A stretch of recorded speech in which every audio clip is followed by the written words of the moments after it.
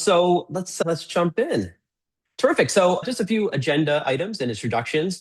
So, we're going to start with the challenges of legacy onboarding and then on-ramp solution. I know everyone's really here to see Alex do his demo, and I don't blame you because it's phenomenal. But I'm going to take just like 10 minutes to set the stage, give you a little bit of a framework for what Alex is going to show you, and hopefully that'll help set the stage. But I'm going to try to get through it as quickly as possible. I will then hand things over to Alex to go through the demo, and then we have saved some time at the end for questions, and then hopefully also some good answers for you guys as well.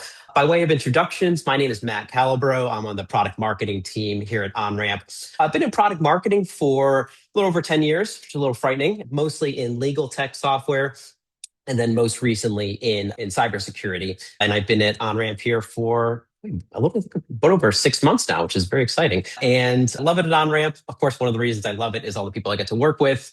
And if you're wondering, is that a way to introduce your colleague? It absolutely is. Alex, would you like to take it away and introduce yourself? Thank you very much, Matt.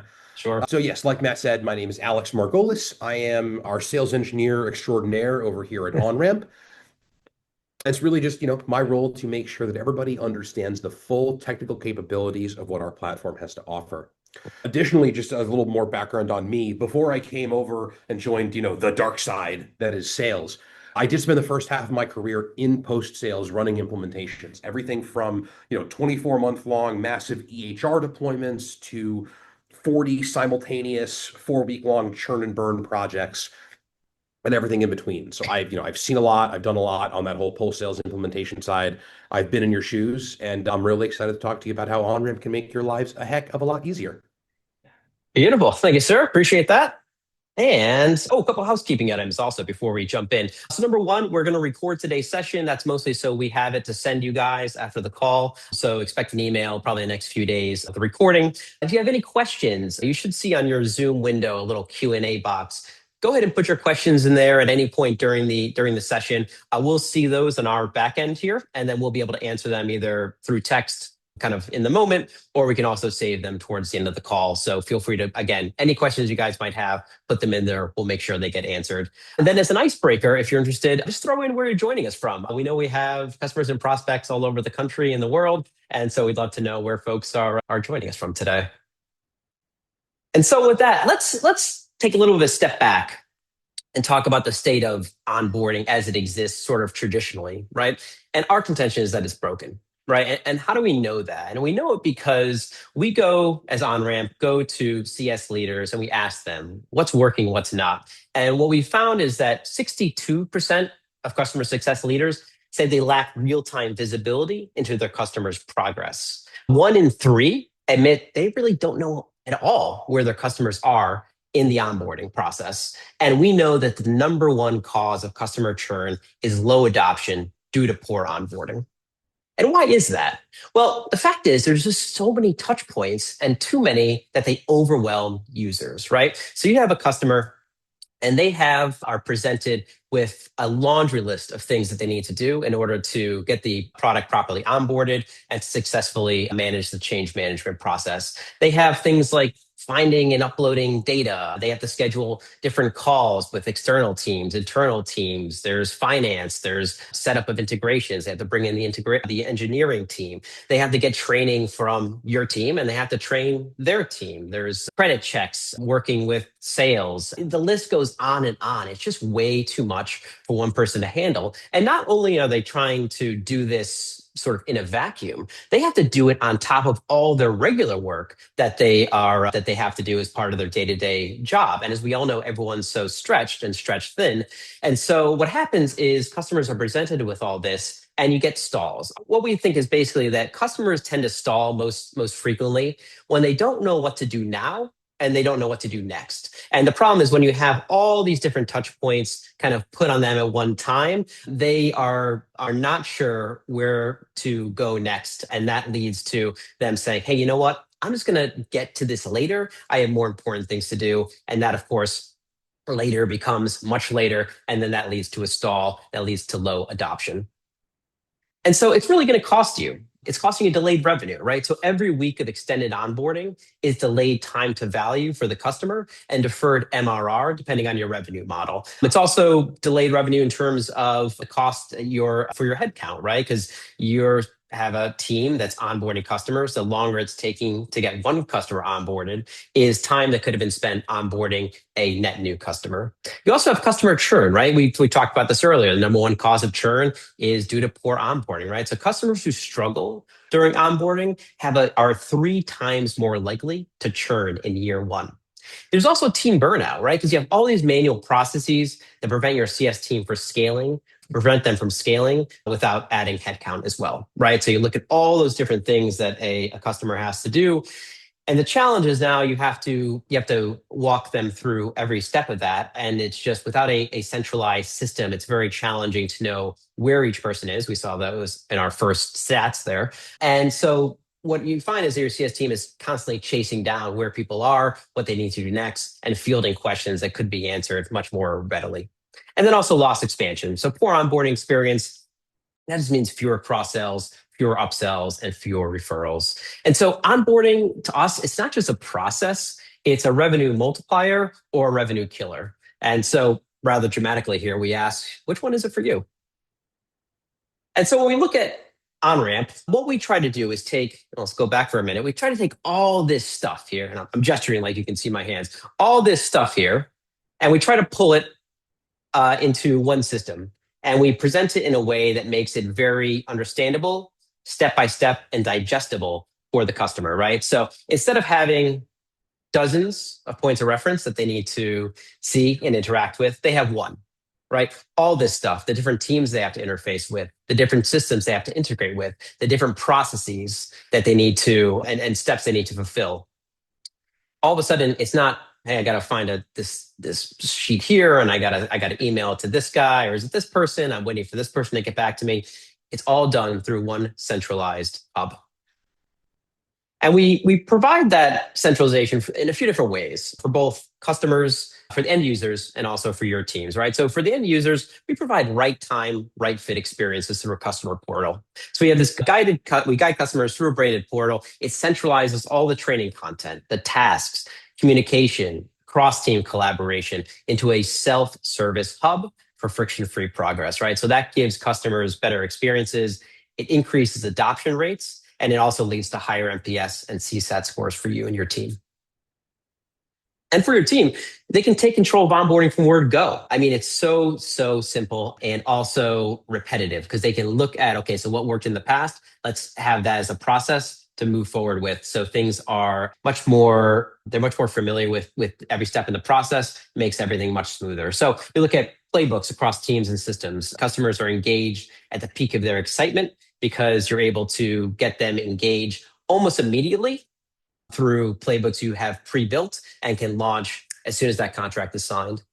You can automate processes with intelligent workflows. So you have the workflows. If somebody's going through a process, they get stuck, they can be rerouted towards something else. So you're never losing that momentum. It reduces bottlenecks, leads to that faster time to value. And then you get enhanced visibility into your project. So we have myriad ways for you to get insights into exactly where your customers are in the progress. It surfaces those to various different reports. And also we have AI insights that'll take those reports and extract all the key information. So you can basically get an at-a-glance look at individual projects or across your entire portfolio. And so you can really make data-driven decisions and you can manage your risk more proactively versus reactively.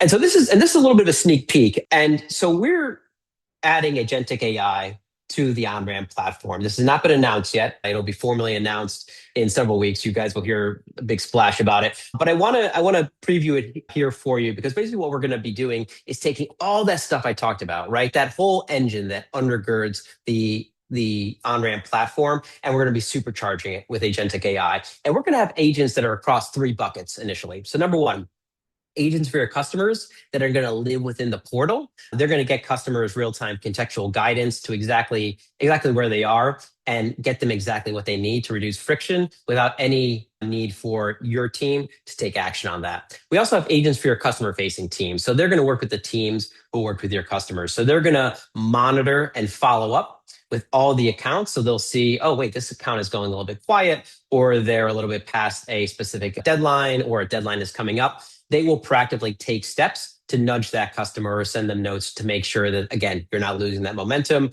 And that's something that'll be done, can be done autonomously, so that your team can focus on higher priority tasks versus just the constant day-to-day nudging that they do and chasing down customers. And then we have agents for your operations teams, right? So these are the agents that are going to serve your engagement program designers. They allow your ops teams to create production ready playbooks from either document uploads, right? You take a screenshot of an Asana board or an Excel spreadsheet, upload it. It's going to create a playbook for you that'll get you 90% of the way there. You can get launched immediately. Additionally, it can also create the playbook from natural language. So you don't have to be an expert in building playbooks. You just have to tell it what you want to do, and it'll build it out for you. So again, these are our initial ones. There's so much more to come, but get ready, because there's some very exciting things on the horizon for OnRamp. And then, of course, when it comes to integrations, we make it very easy to integrate across your entire tech stacks. We have native integrations with Salesforce and HubSpot. So no matter which CRM you're using, you can leverage that native integration. We have a full REST API for custom integrations. We have data export, webhooks, Zapier. We have pre-built trigger with over 5,000 apps, and then SSO and SAML as well. So again, we understand that onboarding is just one part of your broader ecosystem. We want to make sure we can integrate seamlessly, and we do that through these different methods.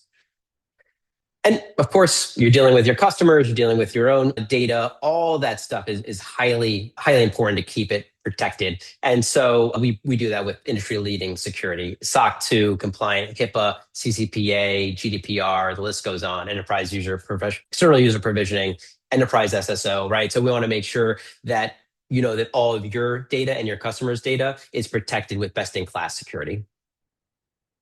And so what's the end result of all this, right? What's the end result of the workflows and the playbooks and the centralized portals and all that kind of thing? Well, it's all about empowering. It empowers your team and it empowers your customers. It empowers you guys to reduce time to value, so customers get value more quickly and allow faster revenue recognition on your side. It boosts stickiness because it's effective onboarding that increases adoption significantly. And if people are using the platform, they like it, it gets more ingrained in the company. It's not really going anywhere. You can scale your sales, not your teams, right? So the automations, the integrations, self-service portals, our new agentic AI capabilities, that's going to allow you to bring on more customers, more clients, and be able to give them not only the level of expertise, of experience that they have now, but even improve that experience with the same amount of headcount, right? So more customers, same headcount. And then also create advocates. So happy customers, they just buy more, right? They like what you're doing. They like what the value they're getting out of it. They're going to buy more for their teams. They're going to recommend that other parts of the organization buy it as well. And they're going to tell their friends, right? Hey, I'm using this great software. OnRamp, for instance, and you guys should buy it too, right? So that you're creating advocates through that adoption and onboarding process. And it works. I mean, OnRamp customers, they've seen up to a 76% reduction in onboarding time. And when we think about our customers, OnRamp is trusted by some of the best. A couple names here: CVS Health, Betterment, Plaid, Orgill, Noom, TapCheck, Qualia. The list goes on, but the fact is we can manage onboarding for companies across any kind of vertical with any number of customers. And no matter what your onboarding process looks like, we can help improve that and optimize it for both your internal teams and your end users.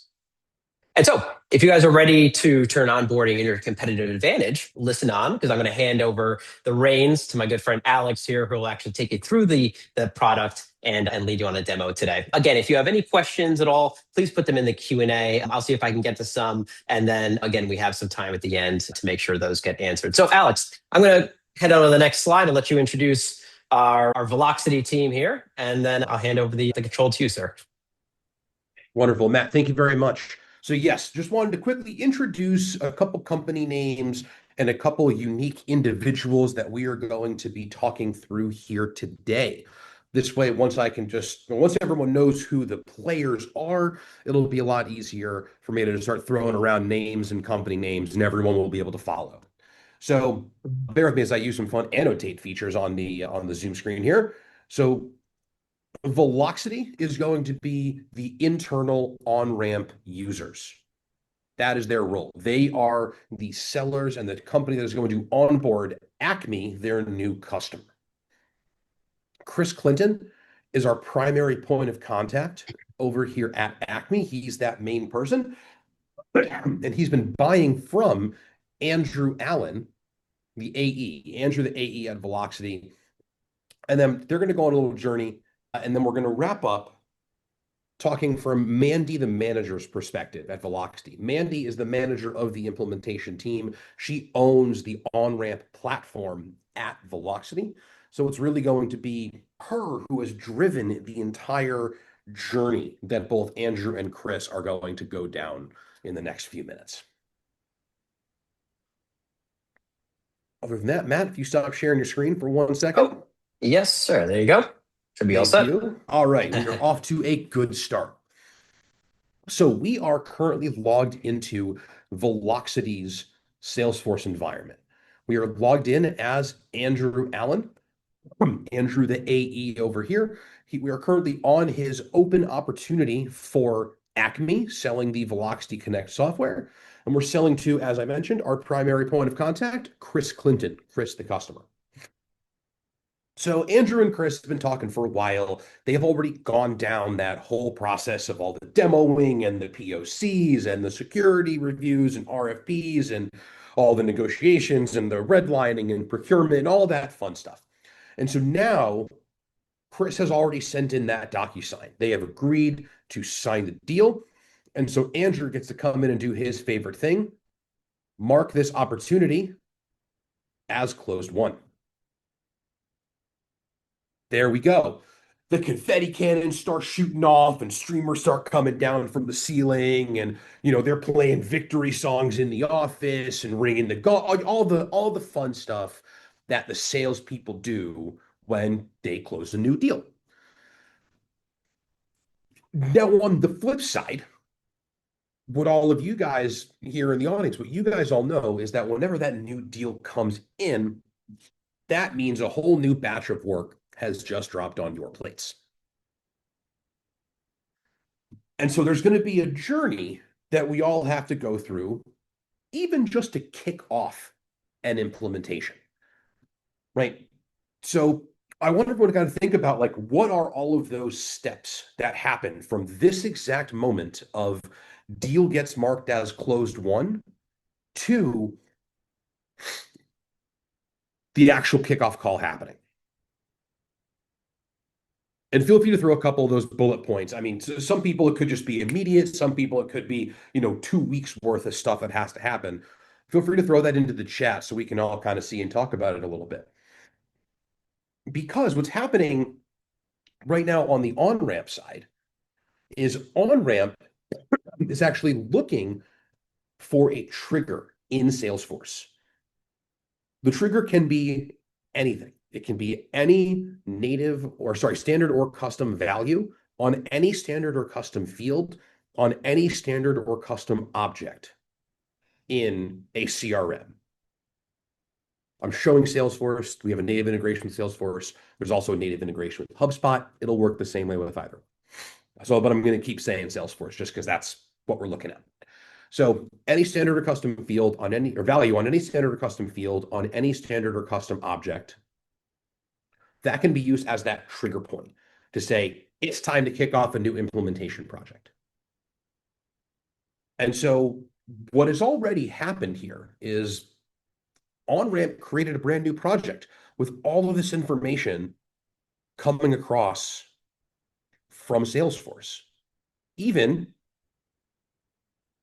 inviting Chris Clinton into the project automatically. As you can tell, we've shifted screens here. We're on a Gmail inbox for Chris, the client. And we can see that Chris has this brand new email that came across from Velocity, right? We have the Velocity name, their logo right here, personalized email to Chris. It's got his company name and their kind of onboarding and the date that they signed the contract, the start date of the project.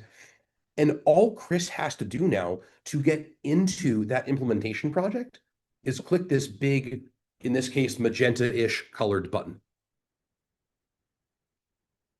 And now Chris is live in his customer onboarding.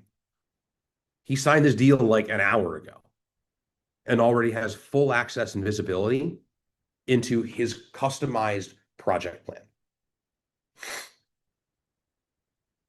In this customer portal, we can again see that Velocity branding here in the top left corner. We can see their name. They've clearly added in a video here. Chris can see his own company's name and logo right over here. Again, their start date displayed appropriately as the start date of the project. Over here in the top right, Chris can go to his own little profile and see his name, his email address, his company name. All of this preset automatically for him. Chris can even click on this little number 5 right here and see the entire implementation team that it's going to be working with at Velocity.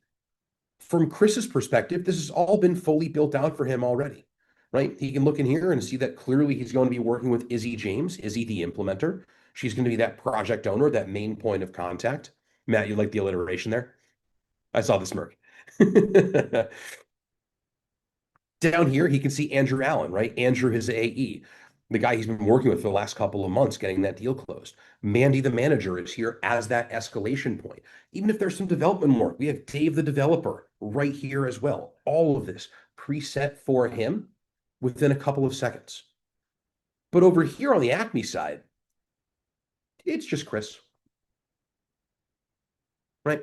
I'm sure there's some times where you guys have clients that will only need one person to actually do the entire organizational setup. But then there's other times that Chris might want to bring in some colleagues of his own into the project as well. And so all Chris has to do is click on this invite member button right here, and he can add a first name, last name, and their email address. And just like the email that we saw Chris receive, they will also receive an email containing another different magic link.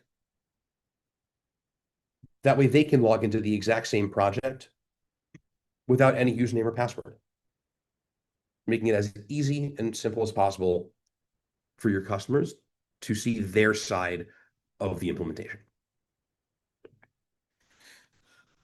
But now that Chris has gone through and added in a couple colleagues of his own to help with the implementation, it's time for him to start actually getting started, trying to complete some of those steps, some of those tasks that he has to own.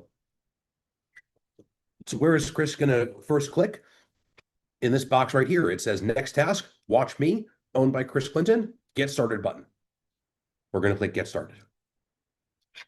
And this is going to bring Chris immediately to the first task that he has to complete in his environment.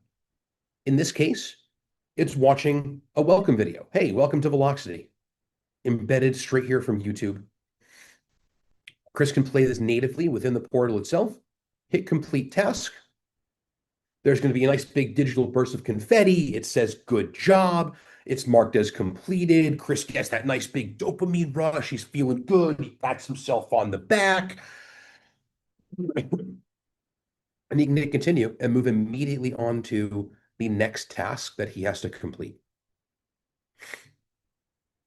And so from here, he has a pre-kickoff survey, right? Nice big data form that he has to fill out before they have the official kickoff call. Hey, great, let's start filling this out natively from within the portal. What are your top 2 priorities when working with us? Sure, we got a couple of priorities right here. Save and continue, move on to the next step. Do we need admin training? Yeah, we're us at Acme, we're new to this Velocity platform. We don't know what it's going to be like. We want some admin training. We're going to hit yes. And oh, perfect.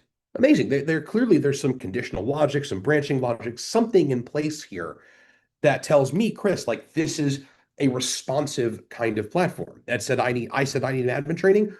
How many people need the admin training? Oh, 1 to 4. Sure, we got a small team, but we'll need some training for us. Great, let's schedule that admin training call with the manager of the team natively from within the portal. It's very convenient. Mandy happens to use Calendly. It looks like Mandy pasted her own Calendly link in here. This is great for me. I don't have to leave the portal at all to book this call. I don't have to hunt down her email address from the home page or try to make a phone call or get lost in my never-ending inbox. None of that. I can just use Calendly natively from within this portal right here. Great. We'll book it for, Marathon Monday. Book the call, add in our name and info right there. Amazing. Admin training call is booked. A couple more questions here. Oh, what CRM do I want to integrate? We got a couple options here. We happen to use Salesforce as well. We want to integrate our Salesforce environment into the Velocity platform. Fantastic. I said Salesforce. The platform is giving me that Salesforce integration documentation. I can download that right here, give that to my developers. And we can already start looking at what that integration work is going to cost us and how we're going to be able to make that happen. But if I had hit HubSpot, I would get the HubSpot information, right? It's giving that bespoke custom feeling while everything actually is preloaded. But I, Chris, have no idea. It just feels super custom and responsive to me, which is great.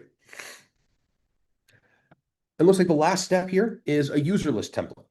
So it looks like I can download a user list template right from here, and then I have to re-upload it right back into the platform. That's amazing. That's so easy. The problem is I've only had access to this portal for about 5 minutes, and I'm not quite ready to upload a user list. I have to go and collect it and figure it out, who's going to be my users and everything. So I can either, one, again, try to tell Izzy, my implementer, and Mandy, the manager, like I got to hunt them down in some capacity, send them an email, call, whatever. Or option two, I can use this comments box right over here in the top right-hand corner of the screen. I can even tag them directly.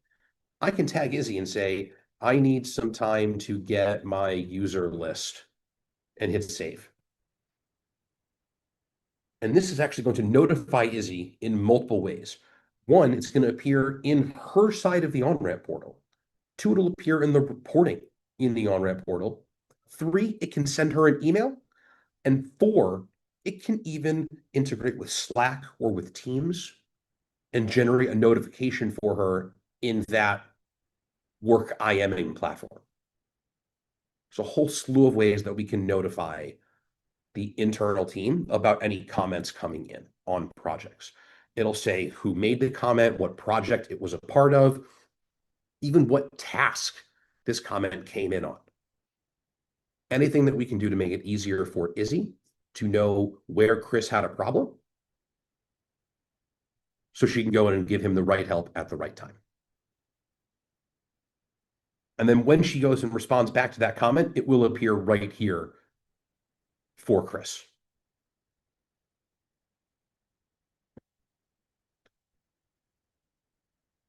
So then any other time, Chris can come back to the home screen here. He'll see his overall progress starts to increase. His next task will change based on whatever is the next task that he owns. Hitting get started will always bring him to the next thing in his list.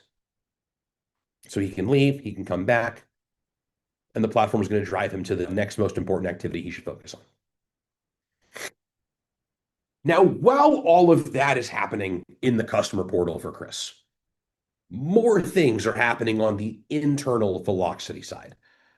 So we're actually going to shift back over here into Salesforce. Now, I don't know how many people caught it, but this whole on-ramp details box over here popped up when Andrew marked this deal as closed won.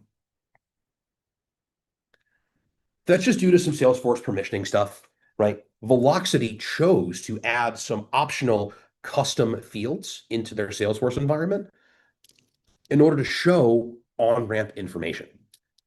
Because when Andrew refreshes this page, all of this information will start popping up automatically. Right? See if I zoom in here a little bit, show a little more detail, a little more closely what this all is. This is all on-ramp information getting pushed automatically into the CRM. This is great for two primary things. One, obviously, customers are putting in a lot of information into OnRamp all about their onboarding. And while OnRamp is great at a lot of things, long-term, OnRamp should not be your data warehouse of information like this. This data should be pushed back into something like a CRM system. So we can handle that automatically. We can push that data back into your CRM where it belongs, so no one has to do this manually ever. And thing two, this is really great for non-OnRamp users to have visibility into what is happening in OnRamp. Like, for example, Andrew's VP of sales, Victoria, she might want to know how this Acme implementation is going. Well, she can either harass Andrew, harass the entire implementation team. We get enough comments from the sales team, right? So let's give them the information where they will already theoretically be spending all of their time in Salesforce, in the CRM. We can say, hey, Victoria, go look at the op. It's going to have the on-ramp complete project completion percentage right here on the screen, right here in the main part of this particular opportunity. Or frankly, anywhere else. Like in any linked record, we can push it back to wherever it is that you need, which should make it a lot easier to minimize some of that internal communication about on-ramp implementation project statuses and anything else around the project as well.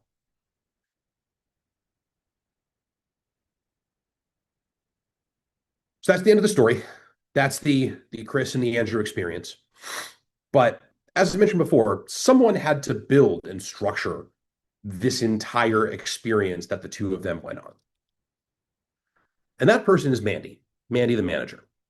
So we're going to shift gears one more time, and we're going to talk about Mandy the manager's point of view running the on-ramp platform for Velocity. So we're here logged in. We're logged in as Mandy Edwards into Velocity's environment here in OnRamp. We're logged in as Mandy. Mandy has what we call super admin access. It's the highest level of access that we can give to somebody. Mandy, as the platform owner, will need to see and do everything in the platform. Not everyone will have this level of access. Not everyone needs this level of access. Most users have what we call a collaborator license. That's much more of our standard project manager level access. So minimal access in comparison. But Mandy needs to be able to build it, so she has to be able to do everything. The other thing, she logs in via standard single sign-on. Nothing too crazy there. Any SAML 2.0 environment.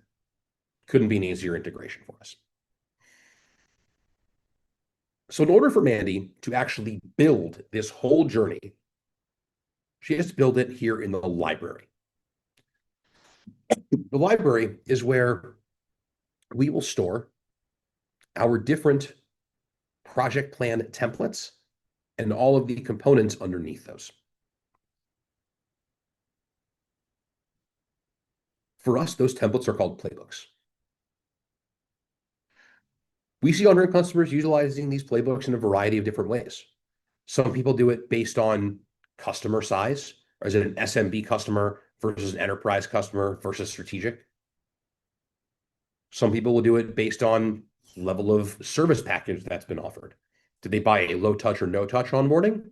Sort of the generic 10 hours that are given with every client, like one of the jobs I used to work. Or did they buy something fully managed, ultra white glove, full TAM, let's handhold the customer the entire way? Some of our customers will break this up based on different products that they offer, different verticals they support. It really comes down to how do you service your customers currently? Let's build towards that. Now, these playbooks, they shouldn't necessarily have every single permutation, everything turned on. We really try to focus these on the 80-20 rule. If something is going to happen 80% of the time the same way, let's build towards that. And then leave room for that 20% of where things aren't standard to make those changes either manually or even dynamically coming in from Salesforce or CRM. So for an example, let's click into the SMB onboarding, because this is the exact playbook that Chris just went through.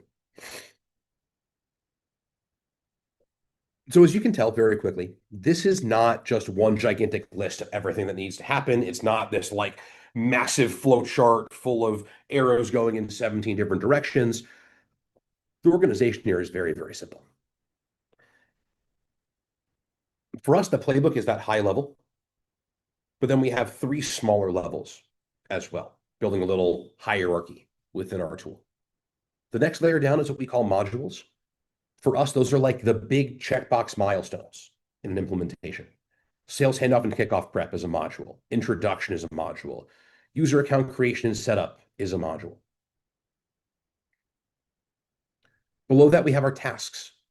These are like the building blocks leading up to those milestones, right? What are the next chunk of, what are the next way that we can break down all of that work that has to get done? For us, those are tasks.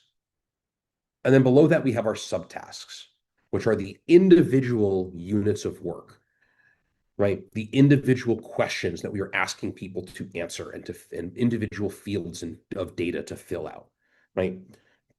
Those are all those questions that Chris answers specifically. Watch this video, schedule that call, answer these questions, download this document, upload this document, all of that. Those are all different kinds of subtasks. And so those build up to the tasks, up to the module, up to the entire playbook.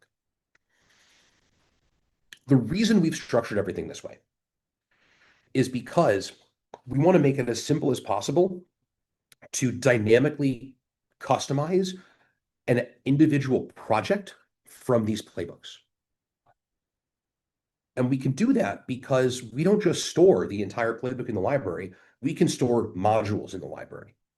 We can even store tasks in the library. You'll see here, if I want to come in and click on this little three-dot button here, I can add this introduction module directly into my library, which means I can then call it back another time from the library and put it into a live project. I can do it manually by clicking on this add module button right here. Like, let's say, for example, that SSO is an optional enhancement, right? Well, I can just choose to add this in, and I can add this into the playbook, or I can add this into an individual project. I can even do this dynamically from Salesforce. When we're building out that automation, there's a place to say, add modules conditionally.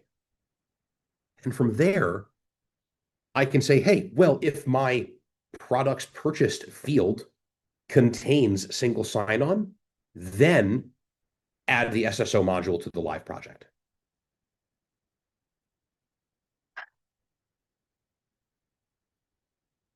The tasks are great too. This is where we actually, all of the work gets done. And this is where we can do things like determine who owns this particular piece of work. Is it a customer task, so Chris has to do it? Or is it an internal task, so Izzy has to do it? How can we automatically assign tasks to the correct users, either externally or internally, right? We have an account executive task for Andrew. There's an implementation task for Izzy. We can automatically assign all of those as necessary. We have standard dependency functionality built in, scheduled start and due dates in the platform, so we can have a nice Gantt chart and tasks can appear in a calendar. These are all relative to the start date of the entire project. We even control if we want to show any internal tasks on the customer portal or not. Obviously, by default, customer tasks have to be visible in the customer portal, but internal tasks, maybe we want them visible, maybe not. Depends task by task. The last thing here is our subtasks. We'll see if I click on this little 10 right here. It's going to take me into our subtask builder. This is the exact subtask flow that we saw Chris Clinton go through. I know it looks very complicated, but this required zero coding whatsoever to build. None. It is all drag and drop. We have all of these step types, subtask types here on the left side of the screen. If I want to add one of these into my flow, all I have to do is click and hold, drag it over, and all these little bullseye targets pop up. Wherever I want this to go in my flow, I let go on the bullseye, tell my customer or internal team what I want them to do, what information I want them to provide, and that's it. Now, we could just leave this as one single line of text, or you can add multiple of these in. We can even add more, right? We can actually have the ability to share and deliver files back and forth. We can add static text. We can even organize the layout on the page as well. Add things like build a list, add tables. Even use columns to change how these fields will appear on the screen. You'll see right now, if I click preview, it's going to give an example of how this will display in the customer portal, right? That text input will be all the way across the screen on that window. But if I put it in this column right here, it's only going to take up half the space. And then in this object, I can extend this up to 3 columns, 4 columns, 5 columns, whatever it is that I need. It's really where form design becomes more of an art than it is a science.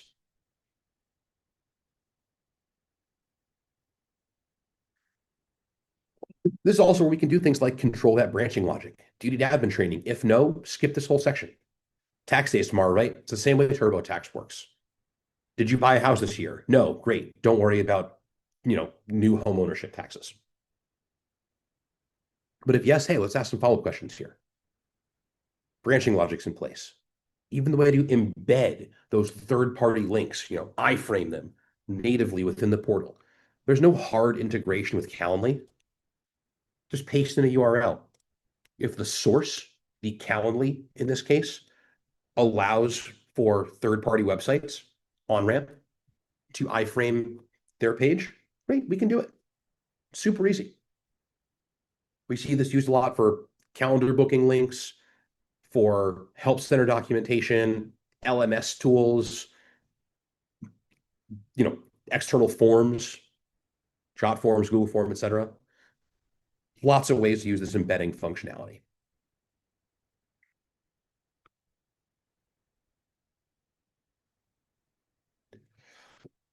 So that's everything here about subtask building, really playbook building entirely for now.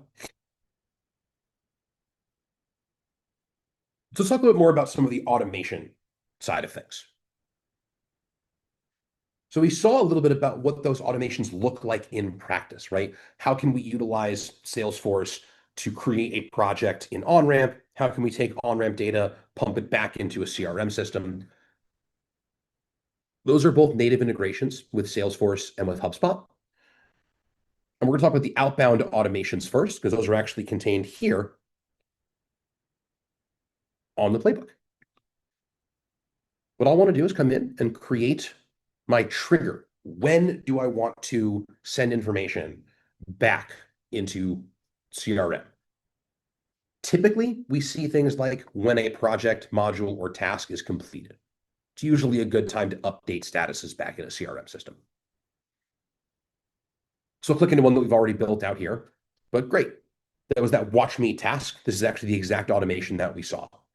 So when that happens, what type of automation, excuse me, what type of automation do we want to have? What do we want to trigger? Native integration with Salesforce, native integration with HubSpot, call a webhook in a third-party tool. If it was Salesforce, you'll see all you have to do is come in here and choose whatever the object is, the opportunity in this case, choose how we're going to identify which record from that object, come down here, say which fields do I want to update with what OnRamp data. Very, very simple for us to be able to handle all of that kind of data pushing in that data automation. From an inbound perspective, this is all contained in the workflows. As mentioned before, we can integrate with any sort of object, field, values on it, whatever it is. As you can tell, we have the ability to have multiple different workflows simultaneously. The one that we saw was opportunity closed one in Salesforce.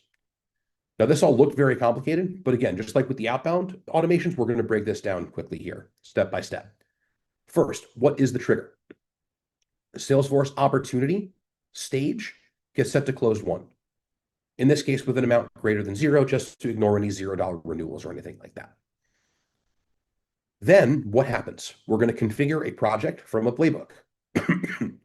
And here we have some additional logic in place. If the amount is over 500, then let's put them down to strategic. Between 500 and 100, let's put them in enterprise. Other than that, i.e. below 100,000, SMB. So we have 3 workflows here contained in one. And then from there, all these green boxes are all things that can be set dynamically about the project. We talked about this one already, right? Let's add conditional modules. If products purchased contains SSO, then let's add the SSO module. Let's dynamically add in a project name, link it to an account, add the appropriate users, right? Let's make sure that Izzy owns the project she's supposed to own.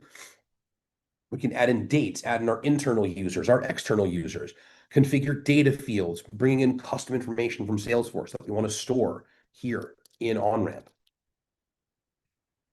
All of that can be set up for us automatically to minimize any of that manual lift between deal closes until kickoff call happens.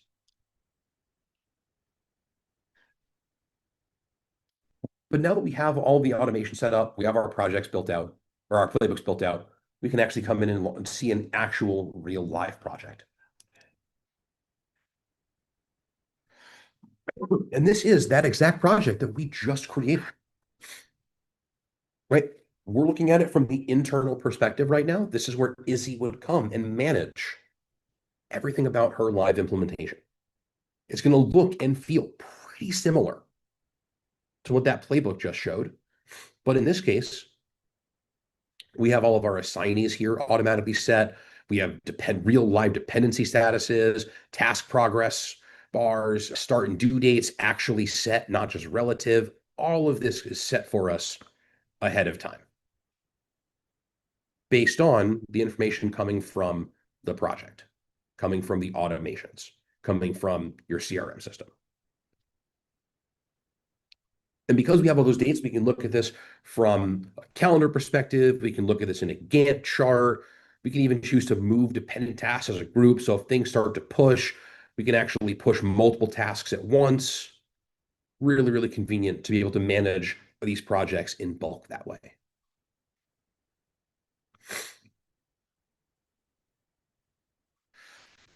But from here, is you can go through, manage this entire project. Very, very easy for her. However, Mandy, from that manager perspective, wants to be able to report on all of this. So there's two different places that we have some reporting functionality. One is here in views, where Mandy can come in and create whatever custom report she wants on any object in OnRamp.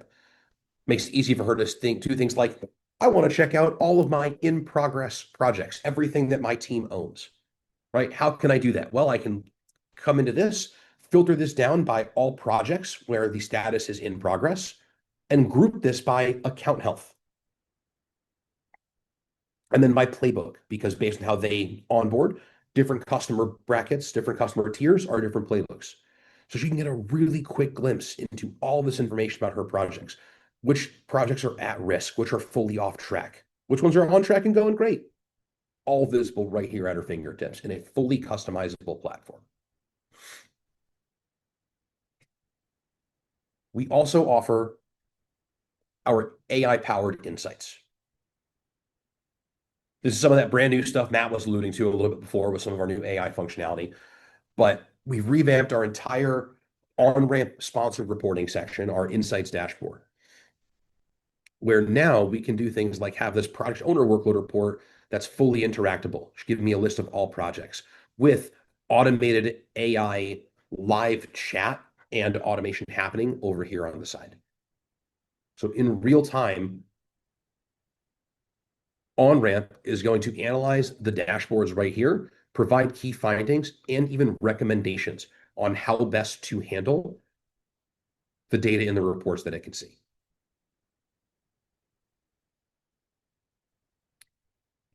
So with all that said, you've got about 10 minutes left here. I've covered everything in the platform that I had intended to cover.